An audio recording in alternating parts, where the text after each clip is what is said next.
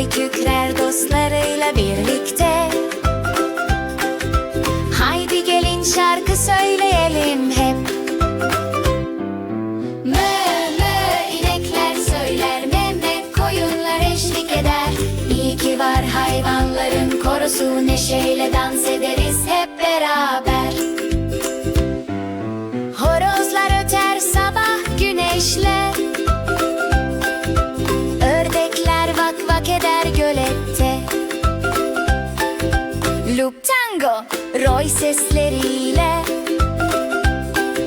Çiftlik şarkıyla güzelleşir. Mö mö inekler söyler, me me koyunlar eşlik eder. İyi ki var hayvanların korusu, neşeyle dans ederiz hep beraber.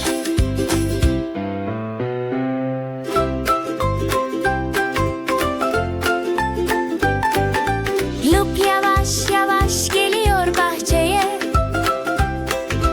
Tango kanat çırpıyor gökyüzüne. Roy kükrer dostlarıyla birlikte. Haydi gelin şarkı söyleyelim hep. Mö mö inekler söyler, me me koyunlar eşlik eder. İyi ki var hayvanların korusu, neşeyle dans ederiz hep beraber. Horozlar öter sabah güneşle. Ördekler vak vak eder gölette. Loop tango, Roy sesleriyle. Çiftlik şarkıyla güzelleşir.